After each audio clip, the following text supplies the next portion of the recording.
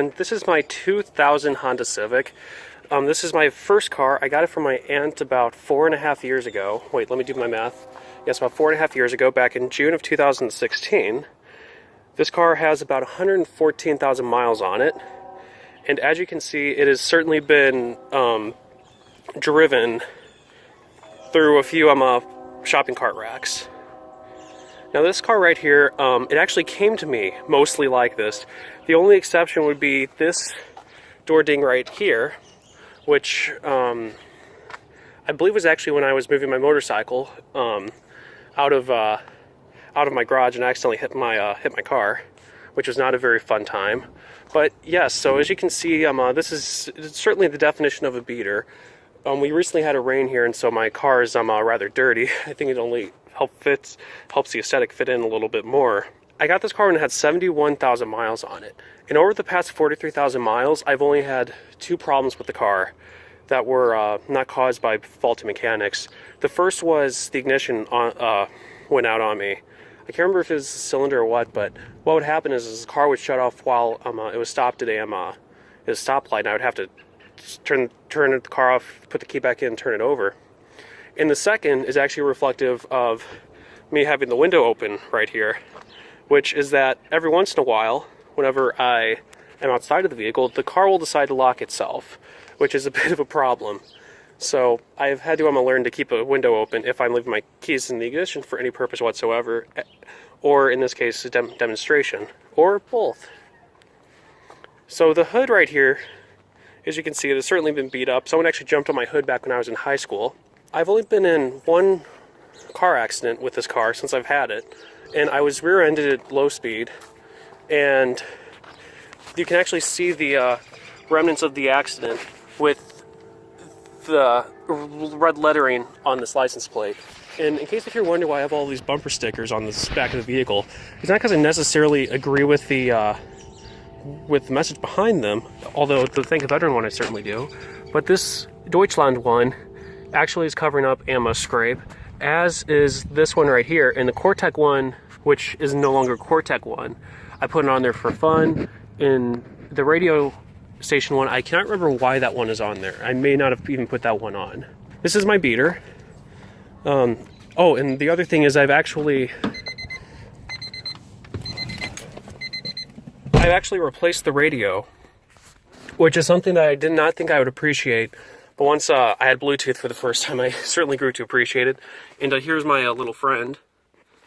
And there's my motorcycle back there. And here's my little friend that I put... Originally, she was an air freshener, and then I just decided to put her in there as a joke. Because it was actually the middle of December. And I thought it would be funny if I put a hula girl in my car when it was about... I think it was about 3 degrees outside Fahrenheit.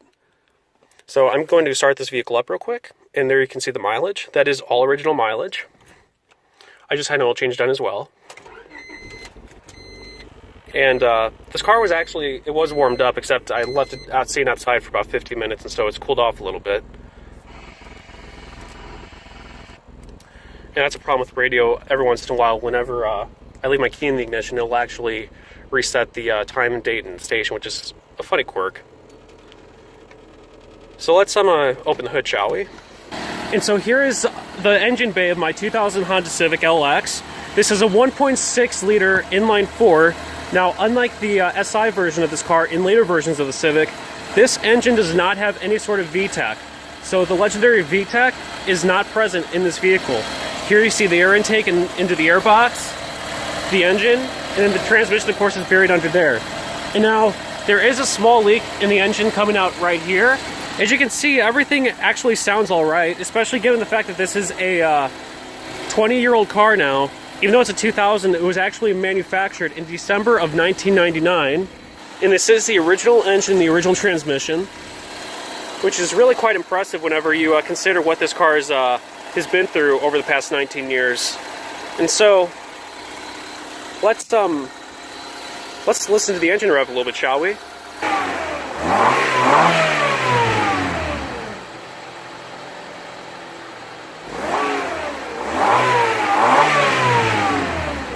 That was my engine on my 2000 Honda Civic. It still sounds quite remarkable for such an old car. And the interior is actually in fantastic shape. Please ignore some of my trash. I'm a college student, so cleanliness is not exactly my forte. But there are actually no tears whatsoever in the interior.